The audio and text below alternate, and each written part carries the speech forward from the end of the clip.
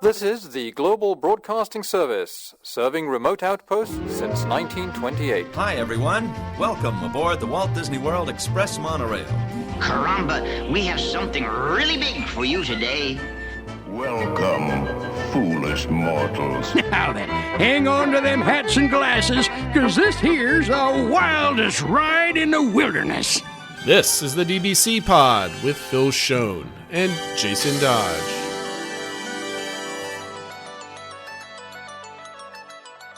Hey everyone, welcome to this week's pod. This is a show for the week of August 7th, 2023. Phil is 1 week closer to the hottest summer ever in Orlando.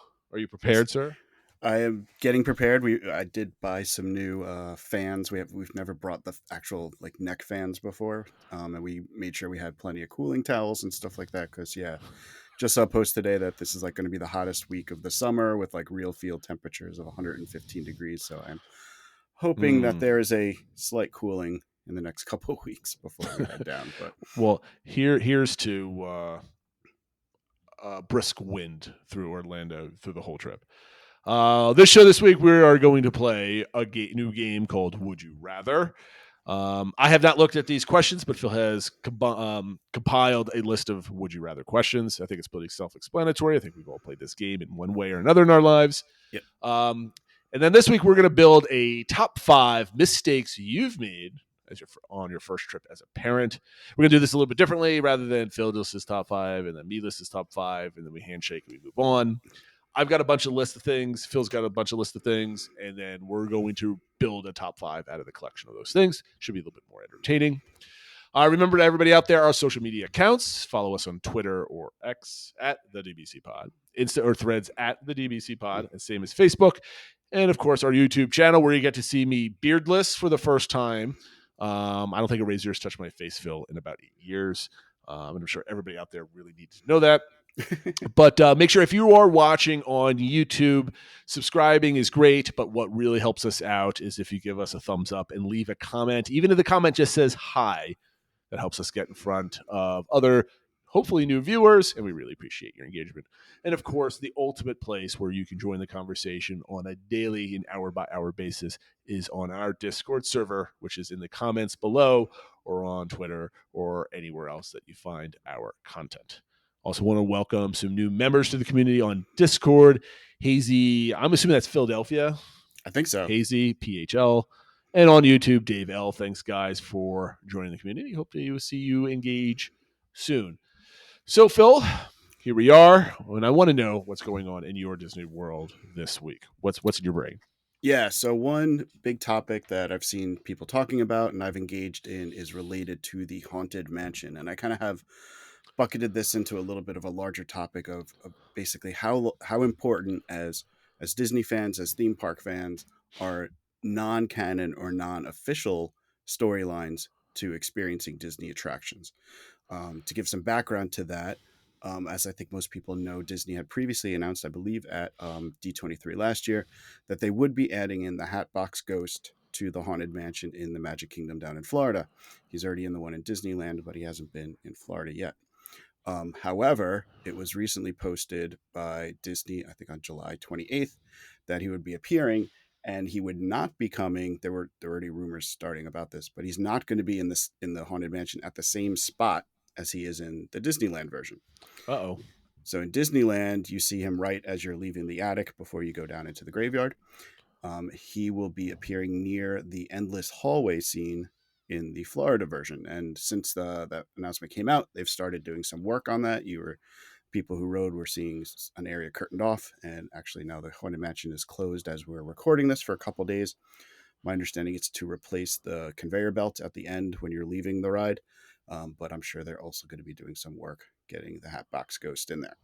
Hopefully. Now, this created a little bit of a tizzy amongst some fans because this quote unquote breaks the storyline of the Haunted Mansion, which is that you don't see any full ghostly apparitions prior to the Madame Leota seance scene, because she is, they're waiting to receive your sympathetic vibrations before they will fully materialize. That's why after that scene, then you see the ballroom scene and stuff like that. That's when you see the full ghosts. However, this isn't like an official storyline that Disney has said. This is something that's been cobbled together over the years. Mm-hmm. And in the 90s, cast members put it together. So it is like kind of documented and written out and stuff like that. But even if you go back to the beginning of it, Walt was the one who said he didn't want a storyline. He wanted like just a bunch of scenes put together and stuff like that. So it kind of made me think like, how important are these things that the fan community kind of builds up for themselves? And is it, or I guess it's kind of a rhetorical question that we're probably taking too seriously. Yes. But it kind of just made, like a lot of these attractions have a lot of backstory and things get built on, whether it's fan fiction or whatever like that.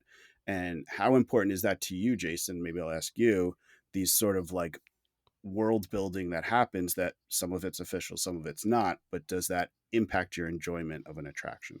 No, I don't care about any of this. And this is the silliest like drama. I was reading this, and there was like one. I think it was on WDW Magic, or it wasn't Twitter, but it was just like people were very concerned of the placement of like the Hatbox Ghost. They're like, "Oh my god, why we can't have it here? It ruins the story." And then on Discord we were talking about it. I'm like, there's not a story to this thing. It's just like like Walt said, it's a collection. It's like a vignette. Like each scene tells a story, and then you move on to the next one, and it's really, really fun. And I didn't realize this was like a fan made CM based story or whatever. So anyway, I don't care. Do I like how fans build things around the ride? I think it's great, right? It's showing the love for the parks. It's creative. It just adds more fun and flavor to, I don't want to say the lore of the ride, but like, I don't know, the fandom around the ride. Yeah, it's the fandom. I think lore is a proper word. It just, some of it's more official than others, but it shows how much the fans care about it, and that's why it's one of those attractions that there's so much merchandise and so many artists focus on drawing things for it, and so it certainly has its own sub fandom, just even within the Disney fandom for this attraction. Well, I mean, what about you? Do you care where it's placed in the ride? So I will admit, when I first saw that, I was like, oh, that's interesting. That's kind of different. And doesn't that, I always thought there was what they call the Leota rule, and I kind of thought about that. But at the same time, the more I thought about it is, previously the Hatbox Ghost has not followed all the rules before anyway. He according to even the lore, he can go from mansion to mansion and stuff like that. Other people, I haven't seen the new movie yet, but they say it kind of fits in with where you see him in the movie and stuff like that. And I think we just need to see it fully installed and at least give the Imagineers a chance to tell the story about why they're putting him here. Because I'm sure it wasn't done willy-nilly. I think that was the part. Oh, sorry, go ahead. Oh, no, I would say, are we going to get a story about the Hatbox? I mean, like the ride's not, it's just another prop on the ride that looks really cool. That's all we're like. Any person that doesn't go on websites and has these discussions and is not listening to podcasts like ours talk about it, are they going to understand the story other than like, oh, that wasn't here the last time I was here 2 years ago and that's it? Or they'll have flyers with like a new edition and they'll see it. Like, I would imagine the only place we would get the story is if we read like a Disney Parks blog post. Yeah, well, that's what I meant. Yeah, like that, right? Something like that, where when it's fully announced and open, they give a little background as to why they chose this. And I think that's the one element that annoyed me more than others, was a lot of the people saying, this is more proof that Imagineering is dead and Disney doesn't care. And I think they were saying, I wish Imagineering cared as much as we do and things like that. And I'm like, these are people who have dedicated their lives to it. They have to do all this work and prep work and pitch it. And like, they care. Like maybe at the end of the day, they'll put it out there and you won't really like the story they told with it, but there will be a reason they did this. And at least they deserve the benefit of the doubt to see it out. And they care. Like, I mean, you have these people that say that these Imagineers don't care. I mean, I love all Imagineers. I think ultimately every single Imagineer is trying to make a better experience for the guests. They're trying to build something fun, creative. Sometimes they fail, sometimes they succeed, sometimes you like it, sometimes you don't. But their meaning and desires to do so are not like impure, if you want to use a silly term, right? So the same people that are complaining about this, that they don't care, are now making fun of the Imagineers that care too much with the backstory about Tiana's Bayou Adventure and all those details. I'm like, you're never gonna make any of these people happy. Like there's people out there that are raging that the is it the barn doors that are now being painted yellow instead on of Tiana, whatever? yeah, And it's like Tiana's too like, bright a yellow or something. I'm like, come on, guys. I mean, like, this is what's going to happen. People are going to forget that it was ever Splash Mountain, and people are going to know as Tiana's Bayou Adventure in 5 years from now, assuming it opens. Yeah, this is going a little on a tangent, but I did see some people saying like, "Oh, well, it's going to be called. Everyone's going to call it Splash for the rest of time." I'm like, no, they're not. Like, No, I mean, no, you no. might, but like 95% of guests 5 years from now are just they're not even going to remember it was Splash. No, absolutely. Or they were like, "Oh, this used to be Splash. This used to be Splash. Now, Tiana. yeah, Tiana's used to be Splash. Like that's it. Yeah, That's it." And I love these like Uber fans that all they're doing now. I mean, granted, they've been beat up by Disney. We've talked about Disney and the how they're treating park guests and the things taken away. A lot of people are bitter. It's going to take a long time to get these hardcore. I mean, we're hardcore Disney fans, but a certain subset of Disney fans back in the fold, and it's going to take some years and maybe some free APs. I don't know. No, I get it. And I mean, I know I kind of said like I want to give them the benefit of the doubt and see the results, but I do also kind of get this. Those who feel like maybe Disney's lost the benefit of the doubt in some cases, and where they're focusing on short-term earnings too much and all that sort of stuff. So I kind of get that, but I don't know. Like I said, I got annoyed when they were saying the Imagineers don't care because the individuals are doing this. Obviously, they're working within certain constraints.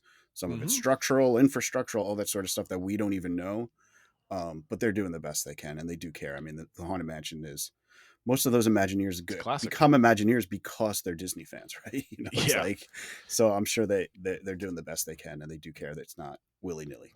Yeah, and I think we just, as you have conversations about any changes Disney makes, it's okay to we're not saying you can't criticize, but like wait till you see it in person, or like see 1,000 videos of it. Like for me, I'm not going to criticize Tiana's Bayou Adventure at all until I see, because people are talking about like the perspective of the water tower and the hill in the back, and it's just totally off. I'm like, all you do is see somebody else's like pictures. Like you don't know if they're holding the camera up on a stick, taking an elevated picture from like 8 feet up or whatever. Like just everybody relax, let them finish it.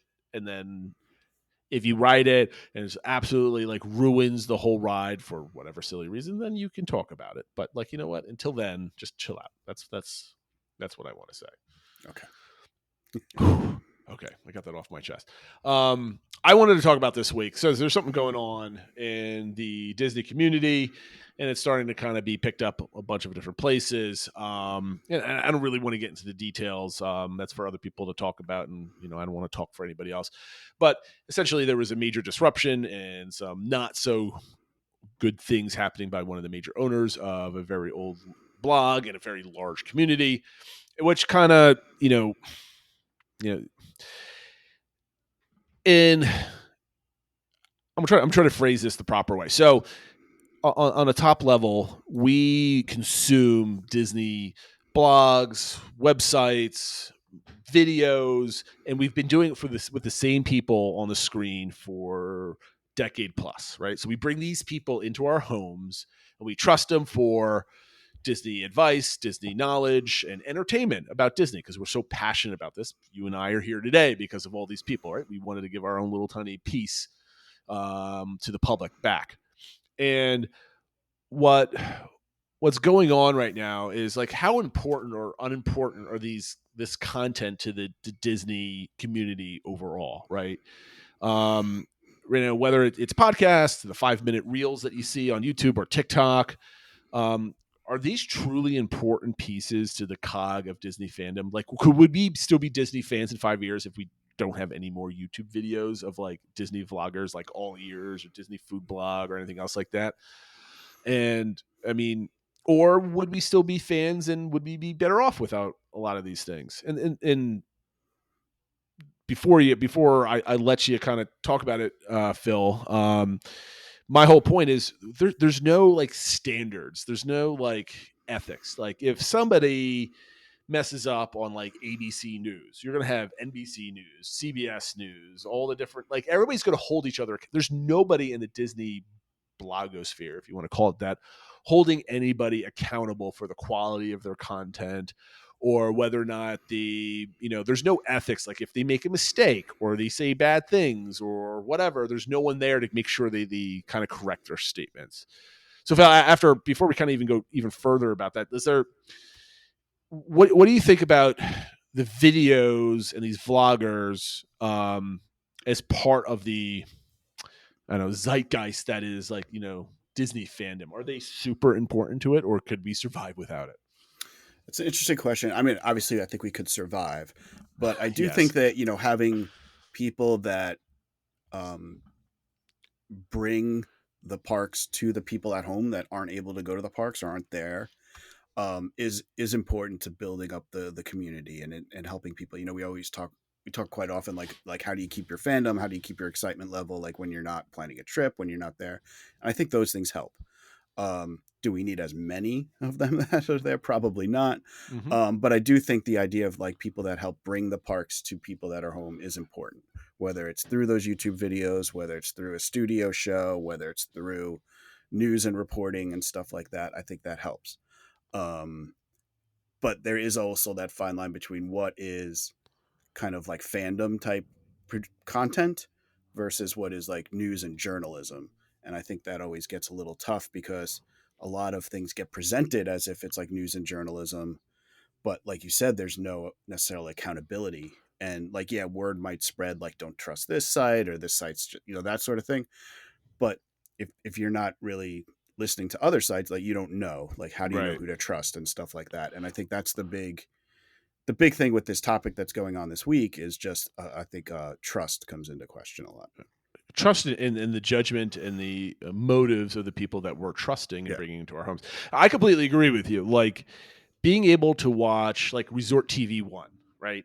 I love they do a phenomenal job walking through the parks, and they have an amazing audience, and they do a very good job curating that, and they've earned the trust of a lot of their viewers. And as of right now, don't get me wrong, I'm bringing them up because they're a great example of good content, right? That you trust them and whatever, and all they're doing is bringing the parks to your home. They're not really doing much of anything else. They're just, we're here in the parks with a camera. Tell us what you want us to see next, Mm-hmm. and we'll go walk over there, right? So that's one type of content that's out there.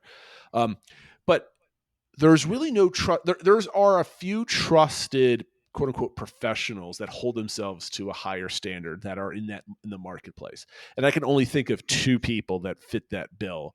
Can you guess the two people I'm thinking about, Phil? Well, I know you put one in the show notes, so so you put Len Testa there. Yes. Also, I'm thinking you're probably thinking of Scott Gustin. I There's am. another one. Bingo. So Len Testa obviously has to have some semblance of credibility and knowledge and trust. He owns a business that's based off of all of this, right? But he hasn't done anything to dissuade us of his trust. And so he's a trusted person. Like when he speaks on a message board on Twitter, people listen because they trust his judgment. And I think he holds himself to a certain ethic and, in correction, right? He's corrected himself on his podcast or in his written words or on his websites. So you could trust him. And Scott Gustin obviously is a journalist, and he holds himself by, your standard journalistic ethics and standards, right? So like he's a trusted voice and he doesn't offer opinion most of the time, but he's bringing you the news and he frames it, I think, in an appropriate way, almost all the time.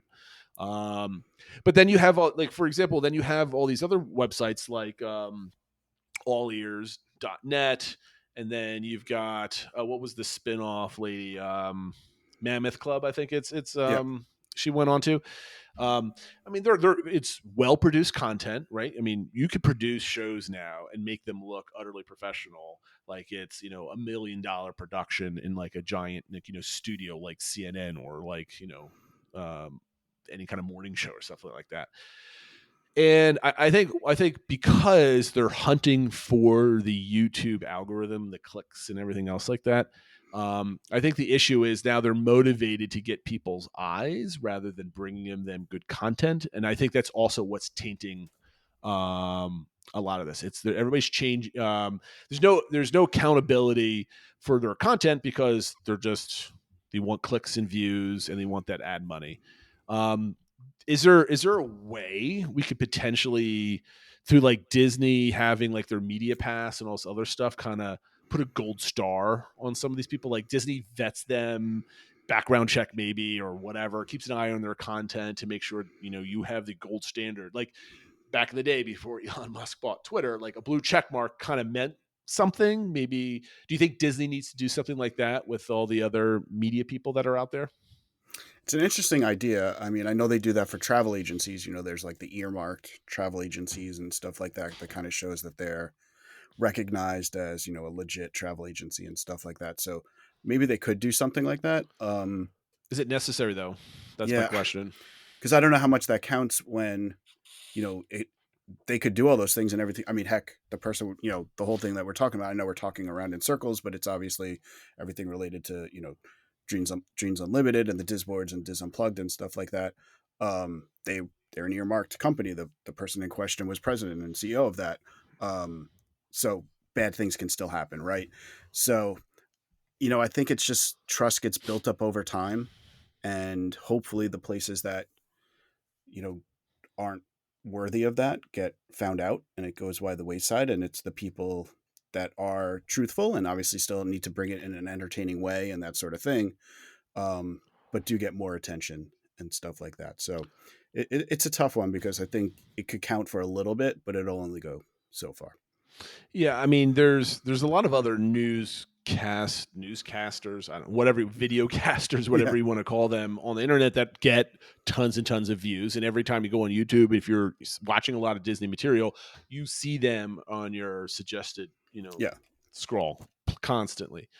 And what I think should happen in the greater community overall, where you have I think news blogs like a Blog Mickey or WDW Magic, or I mean there's a handful of the ones that we frequent quite a bit that I think some of them should band together, because I'm assuming, and I could be completely wrong here and I don't know anything, I'm assuming most of these people built up these sites for the love of Disney, but probably didn't go to journalism school or how to run, a news. Like I've run news sites before for hobbies and stuff like that in years past. I don't know anything about journalism, whatever. I just try to write truthfully and everything else like that.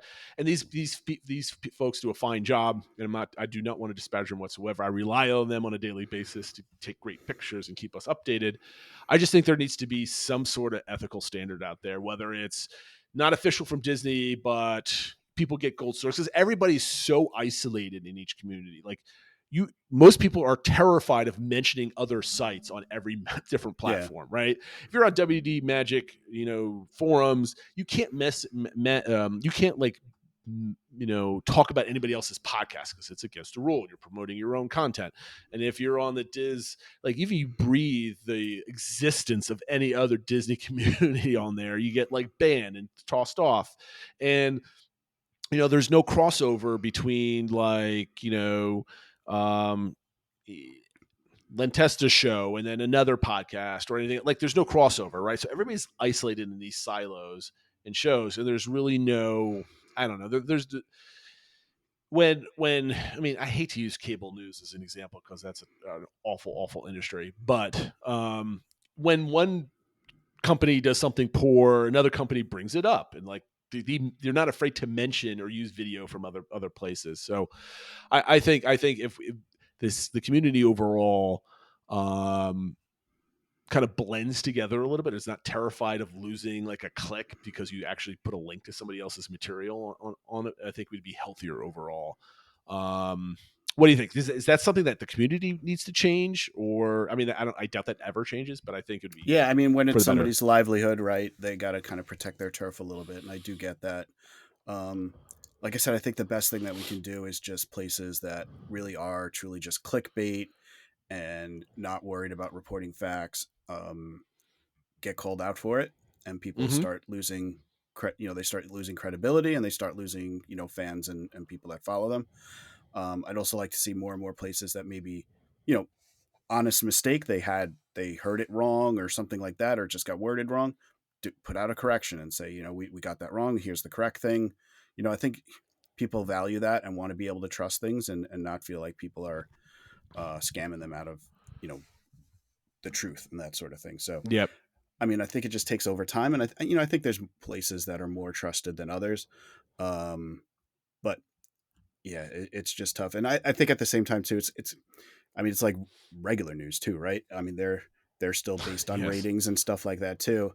And I think anybody who only gets their information from one source is, probably could do themselves a favor by trying to look at other sources, including stuff that maybe is typically counter to the your main source and stuff like that, and kind of put it all together and make up your own mind about things. But Yep. Don't follow one person blindly. Have at least two sources. Two.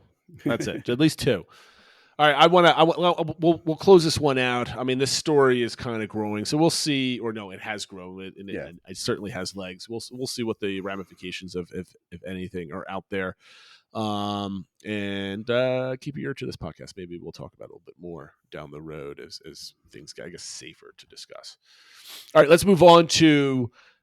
I guess this is debut. Would you rather, Phil? This one was yours, so why don't you take it away and lead us Yes. into entertainment? So this segment is called Would You Rather, as Jason said, and I'm sure most people have kind of played this game a lot with whether they're kids or their friends or something. And basically, what it is you are given two options, and you have to pick one or the other. You can't have both. And the idea is that if you go with option A, then option B doesn't happen. So it's not like, oh, like what's your favorite of these two? Let's like, no, only one of these things either will happen. If it's like a construction project or how you vacation, you can only do it one way or the other. So I have 5 questions, and I'm going to ask them to Jason, and he will give me his thoughts, and then I can respond, I guess, a little bit as to where I would answer the question. Okay, let's go. So, this looks fun. Question number 1: Would you rather see an expansion to Galaxy's Edge or an expansion to Pandora? And in this case, the expansion in both cases would be something along the lines of a table service restaurant and a third attraction being added. So you can only get one or the other. Would you rather see more Galaxy's Edge or more Pandora? This is a very good one because I want both. Just because both parks need the attractions. Yeah. So the third attraction is at what level? You mentioned I put like a C or D, so it wouldn't be like it. The headliner in each area would still be the headliner. It would be but it would still be like a solid attraction, just not necessarily another e-ticket. I would have to go with Galaxy's Edge. I'm a Star Wars nerd through and through. It's in the cores of my being. I mean, with all my rants, I mean, I can't be passionate about a rant for something I dislike, right? So I would love to see a sit-down restaurant and a third attraction because I really love being in Galaxy's Edge. As soon as you go through the tunnel and you start hearing the music, I absolutely love the whole space. With an expansion, there's more room, spreads the crowds out a little bit more, gives some more things to do in that area. My wife's not a big drinker, so her going to Oga's with like 3 young ones is not as appealing as it could be. So a sit-down restaurant would be awesome, and another attraction, a new Star Wars attraction, would be really, really cool. So that would make 4 Star Wars attractions at Hollywood Studios, and I would love it. What about you? Yeah, I'm definitely torn too. I mean, I think of course, I think it's a good question since I came up with it. I think if push comes to shove, I probably, of the IPs, I'm a bigger Star Wars fan than Avatar fan, so I would pick Galaxy's Edge probably for the same reasons you had. I mean, I love what they have there.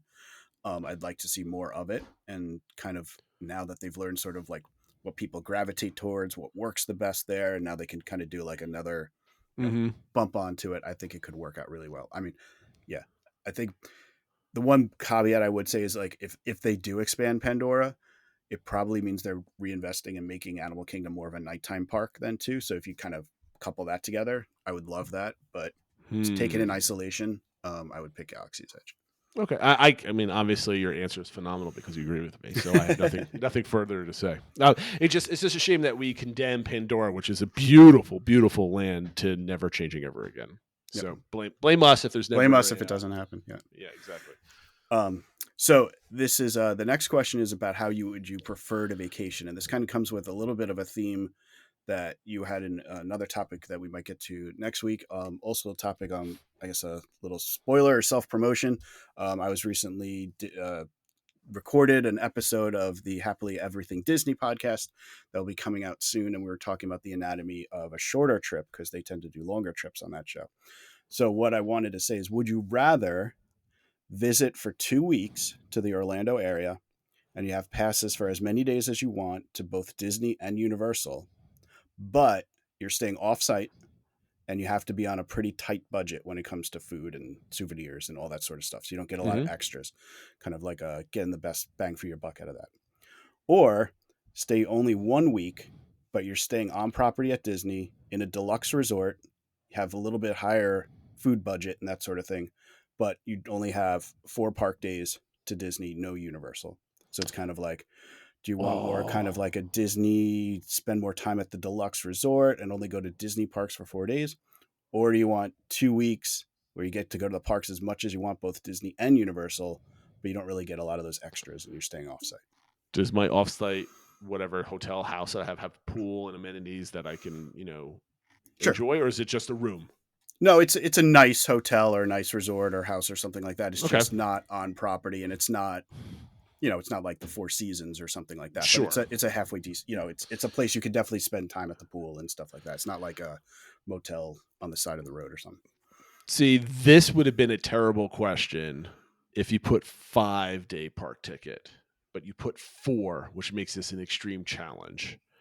Because I would immediately peg for a 1-week stay on property at a deluxe with food budgets and everything Disney. Like you're going ham on a Disney vacation. Plus, I've never really been on a 2-week vacation anywhere. My longest vacation is typically about 12 days. And that was my honeymoon. And about day 9 or 10, you're starting itching for something else. So like 2 weeks typically is a bit too long for me, though I would love to try it at Disney. I mean, I'm not putting it on by any means. I think I still have to go with the second one, staying at a deluxe resort. The one thing that kills it is that I've got, I've got 2 extra days maybe on property, or at least one other day that I only get to do. Well, here's the question. This might make me feel better. Am I 4-day park tickets or the hoppers? You can have hoppers, yeah. Oh, then that's easy. Then done. Okay. You should have said no hoppers. No, I think I have to go with 2, because then you could split Animal Kingdom and Hollywood Studios a hopper. My one thing that I really would love to be able to do is be able to go to Epcot twice, right, for the food and the meals, because I would love to try like restaurants and stuff like that at Epcot. But if I couldn't go only once, here we are. What about you? Yeah, so it's another one where I'd like to do both. I think, the reason this came up to me is because I'm really contemplating doing the first option after Epic Universe opens up. That we might go down for like a long time, stay off site. Well, hold on a second. Hold on. Did by picking number 2, does that mean I can never go to Universal? For the rest of my life? Maybe not that year. At least that year for like all the vacations that year, you can't do Universal. Gotcha. Yeah. So typically I probably would do the second one, but once Epic Universe opens up, I think we're gonna maybe try the first one. I think that might be a good thing if the hotels are reasonable. That might be an thing to swing. Yeah. But I don't think I would do that in 2025 when it opens. I think that's a 2026 proposition. Yeah, well, 2025 or 20, whenever that is. But once it kind of gets settled down and stuff like that, exactly. Kind of just be in the area for a long time and kind of get to experience both and feel like you're not rushing. What time of year would you do that? A 2-week trip down to Orlando for that? Probably have to do summer just because of the kids' school. But that's gonna be brutal. Yeah. Anyway, I like that line of thinking. I'm glad we disagreed on that one. So number 3, would you rather add a new country pavilion to a World Showcase, whichever country you want, and it would have an attraction and that sort of thing, or add the Mary Poppins attraction area to the UK and do the re-theme of the Grand Fiesta Tour de Coco? I think this one's easy, Phil. I mean, it's you just add a new country, right? We want more space. So to me, it's like whatever it's add and not a re-theme is an automatic for me. Well, the Mary Poppins would be added. That's a new add-on to the UK and the new area and a new ride. That would be an addition. I mean, I get that, but we're getting a whole new country, which is all new food and restaurants and like that. I think that's just like 2 tiers above a Mary Poppins spinner ride or meet and greet or something else like that. Mary Poppins doesn't do anything. Would it change if I said the new country won't have an attraction? It would just be the food and theming and stuff, like kind of like a a China or a Japan or something like Yes, that's fine. I would okay. still do that. I would love additions to World Showcase. That's my thing. What about you? This is Epcot. This is your Yeah. baby. So So I think the that last caveat I gave you that I didn't originally put in here might sway me because I do want more attractions. I really would like to see that Mary Poppins thing happen. Mhm. So I think I would take a new ride and then the retheme of the Grand Fiesta over a country pavilion that doesn't have a ride. If it was a country pavilion with a new ride, so now we're getting that addition, then I would choose that. But what if like there's some really cool like holiday entertainment in this pavilion that's just amazing? Like it's like a, I don't know, Greece or Rome or something else like that, and we have like Roman Festivus type celebration. I don't know, whatever they called the celebration of the sun or whatever it was. But Yeah, I don't know. I think I'd still pick the two okay. rides. I'm shocked you're chucking out the Grand Fiesta Tour. I'm shocked. I don't know. I think I'm shocked, Phil. shocked. Well, I mean, I like it as is, but I would love it as Coco. So, Oh, okay, fair enough. That shocks me. Okay, what's next? Number 4. Would you rather see a new nighttime show at Animal Kingdom, which then means the park stays open a little bit later, or see a nighttime parade return to the Magic Kingdom? So this is just basically Animal Kingdom has a nighttime show. There's no other additions. It's Just the nighttime show, and just like when the park stayed open a little later for the nighttime show, so they had more like streetmosphere and kind of like the park was just open later. That's what I was. So Yeah, there's more stuff going around to support a nighttime. Yes, guest, there is, right? but not like it's not like they added on to Pandora or anything major like Right. that. But there are some other small things to We're getting help. streetmosphere and everything Things else like that. Yeah. This is actually a tough one because I really want to say the nighttime show at Animal Kingdom. I want a reason to go in there and stay late, or go in the middle of the day and stay late. I love being in that park. The park at night is really awesome. Walking through, but man, a nighttime parade at the Magic Kingdom.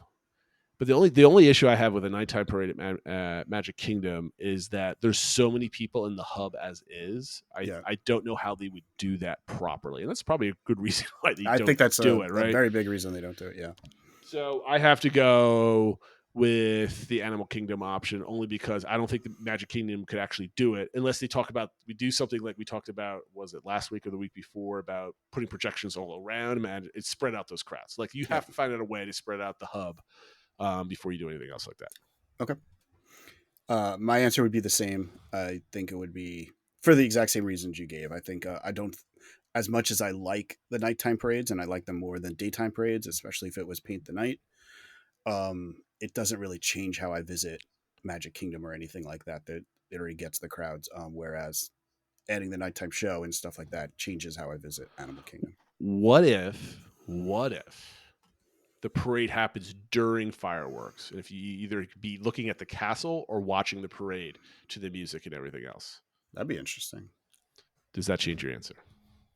I don't think it changes my answer because it still doesn't. I mean, I want to go see the fireworks anyway, with or without the parade. So I don't think it. Okay.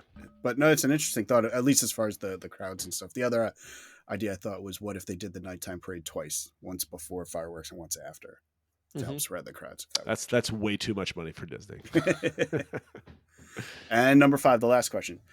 This is dining related. Would you rather, when you say your next trip coming up, eat only at restaurants that are new to you, ones you've never eaten at, or only eat at restaurants that are family favorites?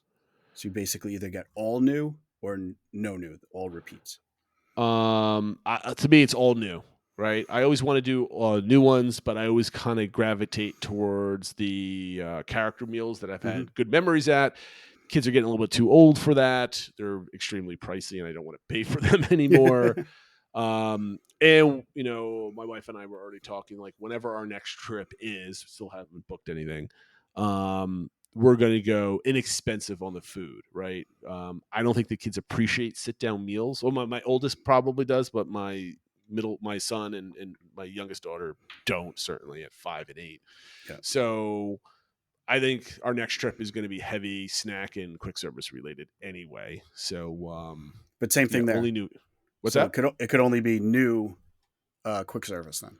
That's fine. Okay. Most of the quick services are almost the same. The only issue is, now we've eaten at Sutuli Canteen, but that was like 5 years ago. It was 2017 was the last time we went. Does that count as Yeah, still? that counts. If you've eaten there, you can't eat there again.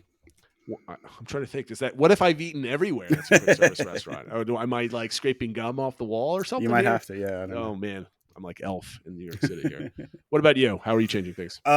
Yeah, I think if I could only pick one or the other, it would be new restaurants. There's always new stuff we want to try, and there's always enough restaurants that we haven't done. Obviously, it's always nice to mix in a couple favorites and stuff like that. Yeah, but there's enough restaurants we haven't eaten at, and we're kind of doing the same thing on our next trip. We're only doing a couple table service, and they are all new to us.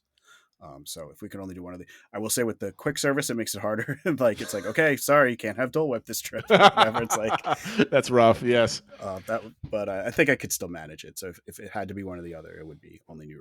Yeah, new fair enough. I like that. Yeah, because I have to my issue is, and this goes to planning, right? It's the root of it is finding the vacation in the vacation, and where trips are I thought I was going to have a longer time in between my trips. We might have another trip planned in a couple months, but you always want to go back to what you know because you're spending so much money. You don't know when the next time you're going to go, blah, blah, blah, blah, blah. You want to have the same awesome trip that you had 2 years ago or 5 years ago or whatever it was.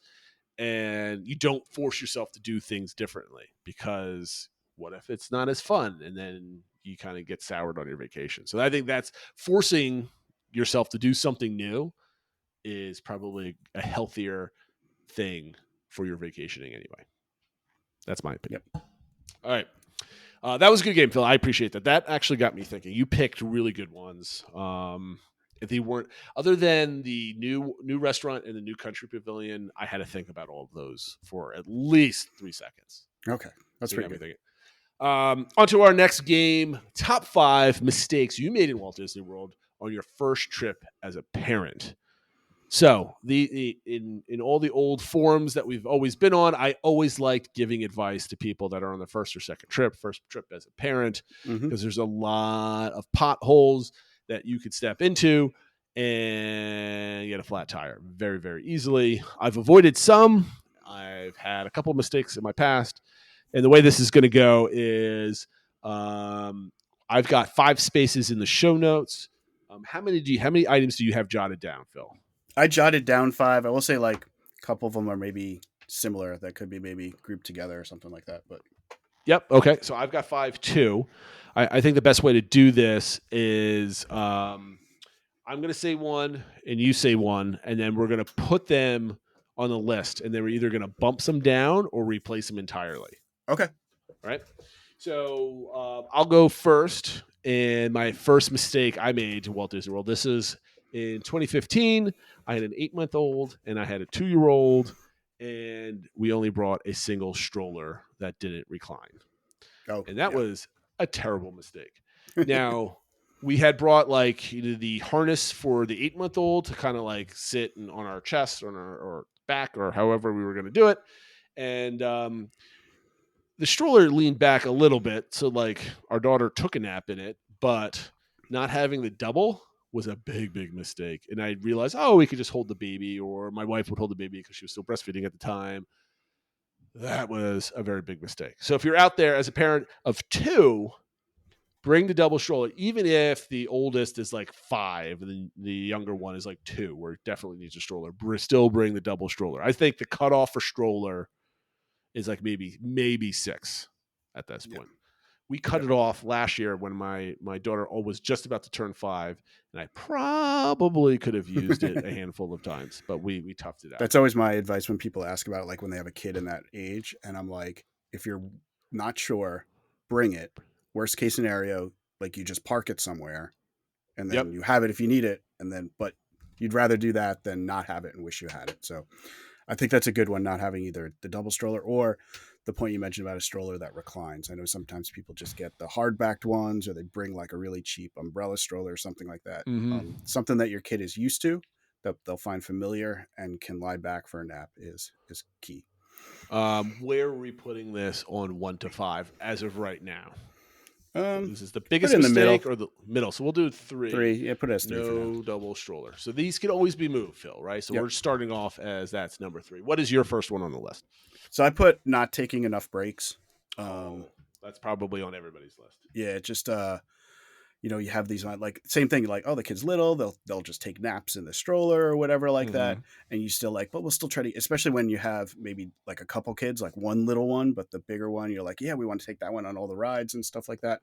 It's just easy to want to kind of go and get in everything you want, but you need to take more breaks when you have little ones, and when you have kids, just in general, they need more breaks than adults typically do. See, my family's different. None of my kids needed breaks. Oh. We would go strong. I never had, God bless or anything else like that. We've never had any major meltdowns. I remember my son had a slight meltdown because he wasn't listening, jumping on the chain link rope in Pete Silly Circus for the meet and greet. So he got yelled at a little bit. But breaks are extremely important because that's how you find the vacation in the vacation. Now, do we combine this before we put this on the list? My next one was no breaks, but no breaks for mom particularly. Do we want to combine this one or keep them separated? Breaks for kids, breaks for mom. I would just say in general, not taking enough breaks. Okay, because the way I did it, so yes, you have to take kids for breaks so they don't have meltdowns. They have stamina to kind of spend more time in the parks and be awake and all this other stuff. But if it is a young one, dads out there, if you are the planners, right, you are the project manager, you are the leader, you are going, make sure you check on mom quite a bit because she's got a 1, 2, or 3-year-old in tow, most likely. Please be cognizant of mom's energy levels as she's going through the park. Where do you want to put taking breaks? I think, I kind of leaning towards 1 here, but I want to put it at 2 at this point. Okay. You can always bump it up. Yep, as that sounds things fine. kind of fill out. Take breaks. All right. So we both went over 2 each. My third one is make sure you bring a good diaper bag. Okay. Now, I'm not talking about how many pockets or how much stuff you can fill in or what you're filling in the diaper bag, but bring one that is comfortable to wear. We had a diaper bag when in our first 2 trips, our first trip in 2015, it was just a carrier bag. It had a single strap over the shoulder. It was a great bag. It had kept a lot of good stuff in it. It was a great bag, but wearing a single bag that's somewhat heavy, but it goes onto your shoulder, digs and rubs into your shoulder, especially when it's hot and you're sweaty. It's extremely uncomfortable because you can't leave it in the stroller all of the time, and you're going to be wearing that sucker quite a bit. So I would suggest do not bring a diaper bag whatsoever, but find a nice comfy backpack that can easily fit all of your stuff on it. It don't have a handheld or a strap bag that you normally see. And that is my big mistake. And I never use that thing ever again. It just brought me down. Yeah, what do you think? I think that's a good one. I would say, whether it's specifically a diaper bag or just whatever bag you're using. Yes. Make sure it's comfortable. Don't worry about like style or anything like that. No, comfort. Comfort is key. Especially something that can collapse smaller, because if you're going to keep your wallet or a small purse or anything else in there, you want to be able to bring it on an attraction, slip it under your feet or something else like that too. So don't overpack it as well. But I guess that might be separate. Right now, since we have only 2 and 3 taken up, I'm assuming we got to put this in a 4 or 5 slot. Yeah. This is not a number 1. I'll let you pick 4 or 5. Just put it at 4 for now. I think it's an important one. But okay. Good diaper bag. All right. What is your next one on the list, Phil? So the next one I had was not rechecking priorities. Because this is something that has happened to us a lot, where we kind of have like a prior plan made, and then day of, it was very clear that the things we thought were going to be like the number 1 thing to do that day, that's not what everybody wanted to do and stuff like that. So I think, I don't know the best way to word that, but just like kind of having, recheck in with people. Be flexible with changing priorities, something like that. Yes. That is super important. The first time I went to Disney World as a parent, I went with my sister who had similar age children, but she had been there already. And, this has a being on my fifth one, but I'll bring it up then, is, our plans were not flexible. We were running around, and it was obvious people needed a break or knew what was going on. I'm going to put this at number one, Phil. Yeah. What do you think? Or do you want to bump one up or change? I Put think it could be slot? number one, and especially if you keep it a little bit more broader than I was thinking with the whole just be flexible. I can't spell flexible in here. Be flexible with your plans. Number one.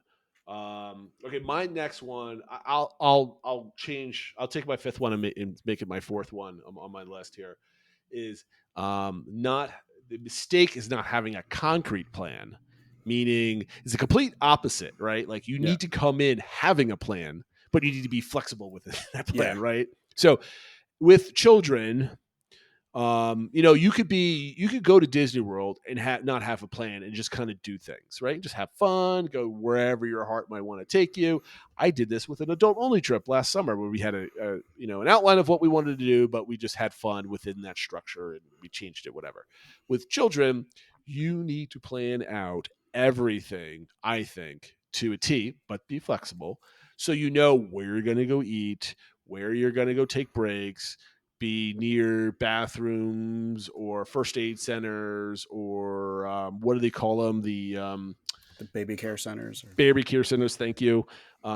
Just because you don't want to have, you're tired or you're hot or you're sweaty or you just got done waiting an hour in a line and you're all grumpy and, you come out and you're like, oh, well, I'm hungry. Where are we going to eat? Oh, I don't know. Let me check the app. And you start wandering around for 20 minutes looking for food. And that's a big problem, right? Especially when you have young ones in tow. So structuring your day out, meaning we're going to arrive at the park at this time.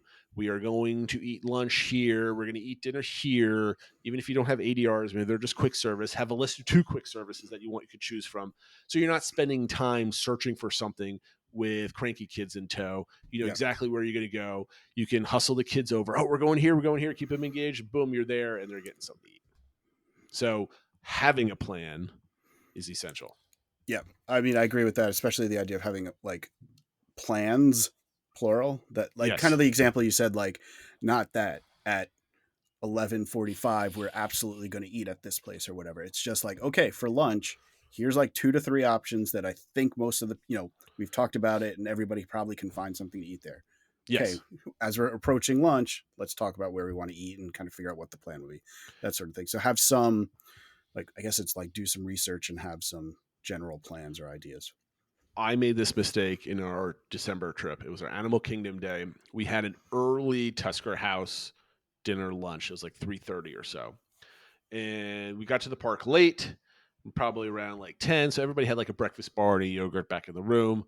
And I wasn't planning on getting anything to eat until Tusker House, maybe like a snack or something else like that. And I had a whole family of hungry people that did not know where they were going to eat or what they wanted to eat. And we're like, we're going to be at Tusker House eating a giant buffet in like 2 hours. Can we hold it? No. And of course, now you're looking at menus in Animal Kingdom. This is too spicy. This is too different. So, you have to go, where did we go? We ended up going to, it does make a difference. But yes, have a plan, have some options, know where you can pick something up. Even if you're not discussing with anybody, if you're the leader, know where you can go at all times. So, where do we want to put this? Having a plan. I think we could put this either 2 or 3 and bump everything down. Like, I think after take breaks, we could put it at number 3 and bump everything down to 4 and 5. What do you think? Yeah, that's fine. Have a plan. What is your next one, Phil? So, I mean, speaking of like the food one and stuff like that, I put on here just not bringing enough snacks. That's kind of goes along with having the good bag, because you don't want to have a starving kid and you're just going up to like the next closest stand and paying $6 for a Mickey bar or something just to get something in there. So having, granola bars or whatever it is that that when you're in the queue for a ride and they start getting a little hangry, you can give them something to get through the next, 45 minutes or something like that. That is definitely a good one. Something that doesn't melt, obviously, in your bag, right? So no chocolate bars in there. That's a disaster waiting to happen. Where are we putting this one, Phil? Having a snack, because do you think that's good enough to bump anything, or is this one not on the list? I don't know, because the good diaper bag really speaks to me from the Yeah. trauma of my trip. I still remember. But if I had to put it, I'd put it in 5 and dump having a good diaper bag or bag in general. I think the bag is a better. I think people know to bring snacks and stuff like that, and that's not necessarily exclusive to only having kids. Um, Fair. so Okay. Off the list then. We're staying strong. I mean, something's got to go, right? Like you got to. Yeah. Well, not I everything have my last one here. So do you have one more after this, Phil? Or was that So the last I one? had 2 more. Well, let me go with my last yeah. one, and then I'll give you you'll have the Okay. space for your last 2.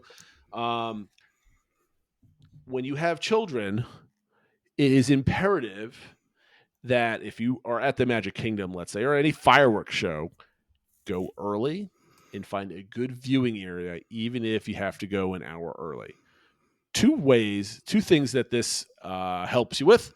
One, you have a good viewing area and you're not holding your kids up just so they can see. You don't want to put them on your shoulder. But even then, I've had at times where we rushed to Happily Ever After, like a long time ago, and then having both kids in my arms, holding them up, and like basically I couldn't feel my arms after holding them up. And gosh, what were they, 8 and 6 at the time? That was that was a workout.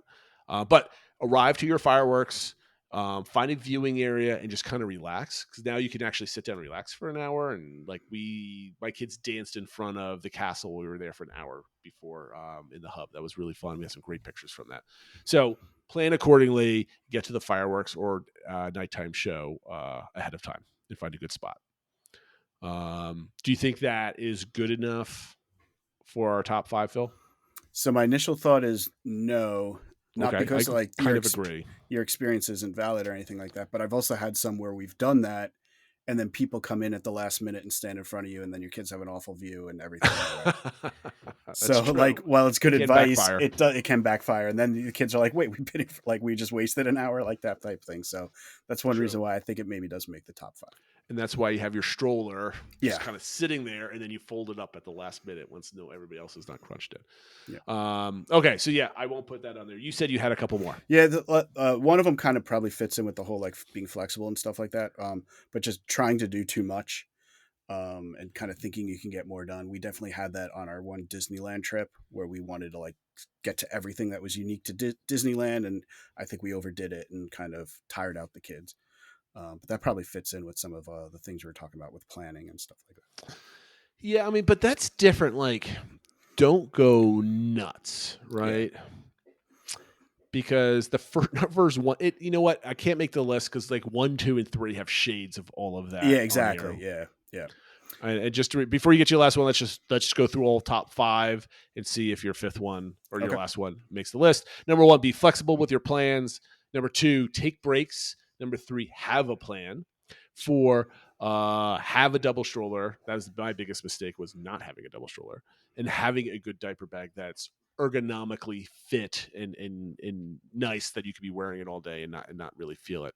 And Phil, what is your last mistake? My last one is at least it's just something that maybe it's more of a tip or something, but we struggled with a little bit, is when the kids are like understanding concerns that your kids might have about the trip and going on. The example I have is my son was super excited to ride Mine Train for the first time after it opened. And when we got there, he refused to ride it. He didn't want to ride it. And we're like, we don't want you to miss out, that sort of thing. It turned out that the reason was because the first time we were going to ride it was at night. And he never like thought about riding it in the dark. And so eventually we got that out of him. But like at the beginning, he's just like, no, I don't want to ride. No. And we're like, but you were talking about this for months, that type of a thing. And so we backed off. And fortunately, we had a second Magic Kingdom day that trip, and he rode it during the day and he loved it and all that sort of thing. So like, I don't know the exact right way to word it, but like just a tip is like, understand concerns your kids have and where they're at and kind of try to understand what's in their head. I think this one's pretty important. I think this goes number 4. Okay. Here's the reason why, because I've heard this story from other people where kid hears or sees a picture for, I don't know, Splash Mountain, and they get all gung-ho about it, and then they get in line, and then they're terrified because they see it going and all this other type of stuff. And while I'm a bad parent and force my kids to go on these rides anyway, even they're kicking and screaming, and then they eventually love it at the end. So I know advice that others have given me, and I've seen others give it to other people is put on YouTube videos of the Mhm. ride, do some point of view type stuff, so the kids understand what they're getting into. I mean, I guess that's kind of tough to do if this is like a surprise trip, Right. or they're like 1 year old, right? They're not going to get it. But if you've got kids from like 3 up to 10 that have never been, like showing them what they're going to get on, so that you can set those expectations. And you do a wonderful thing with your family, and you say, what are the top 3 things you want to do at Disney World? What do you want to accomplish? So what I'm going to do is I'm going to bump 4 and 5 down, and I'm going to just label this as set expectations. Yep. With your family. Now, do we keep double stroller at 5 and drop diaper bag, or do we swap them at the very end? So one other idea I had, and I don't know if this is cheating. It's probably going to be cheating. Okay. I was going to say, could we combine 1 and 3 and basically say, have a plan, but be flexible with it? Oh, no, we can't do that. Okay. That's cheating. Okay. You have to make the hard decision. All right. I had to make hard decisions for your game, Phil. You have to make hard decisions Then for mine. honestly, I think I would flip flop. I would put the bag on there. I think having a good bag that is comfortable is more important than the stroller. Okay, that's good. So the final top 5 is be flexible with your plans, take a break, have a plan, set expectations with your family, and have a good diaper bag. Sounds like this is a Boy Scout mantra right here for Disney World. Okay, so we had a DVC engagement last week for what would you do if anything a month prior to your trip, and crowd calendars are finally all of a sudden going up. They're changing based on expectations. They're going up. They're getting worse, more crowded. Does that make you nervous? How does it change your mindset, et cetera, et cetera? And almost everybody universally said, no one seems to pay attention to crowd calendars. I don't really care. I'm going. It's fine. It doesn't change anything for them. And I've always said to people, don't let crowd calendars change what park days you're going and stuff like that, right? My question to you, does that change for you at all? Is it just more data for everything? It's just more data kind of when I'm setting up my plans, because sometimes you just need a tiebreaker and stuff like that. I would say I probably listen or pay attention more if there are like general trends. So not so much like, okay, this day went from a 3 to a 4, this day went from a 4 to a 3, whatever. But if you're starting to see like, oh, touring plans upped all of theirs like for that month, like by 3 points or something like that, then I might like, okay, maybe now I have to reset my expectations for crowd levels a little bit, right? Or up or down, but not if it like just one day changes by a number or something. I don't flip out. And some people did say they remember, mentioning Disboards before, they remember being back on there, and some people would absolutely flip out, like it went from like a 6 to a 7 and now I need to rearrange my whole calendar and stuff like that. And it's not, they're just estimates anyway. They're just at this point, especially, I think they used to be a little more accurate. Now I think they're guesstimates at best. So don't flip out between like small changes. No, I'm definitely with this one. We had because everybody universally didn't care. Somebody had posted something, and we're not going to talk about that because we're at an hour, so we're going to save this for next week. But somebody had posted, somebody spent $10,000 Canadian or under $10,000 and were able to spend, what was it, a month? It was a month at Magic Kingdom? A month in Orlando, yeah. Yeah, and able to go a bunch of different places, whatever. And they had a whole breakdown of their costs. And I called BS on this whole thing because there's no way that this is true. There's a couple things here that could be true. Yeah. But we were trying to figure out how it actually worked, because I have no idea how they did this.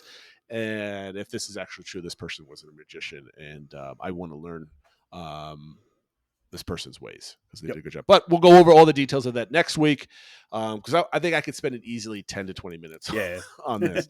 And we want to let you guys go. So this week's DVC engagement question is, what are some of the key reasons why you book by yourself or with a travel agent? A couple things popped up of, why do you need a travel agent? Do people use it anymore? But et cetera, et cetera. Do you use a travel agent or do you not? And why?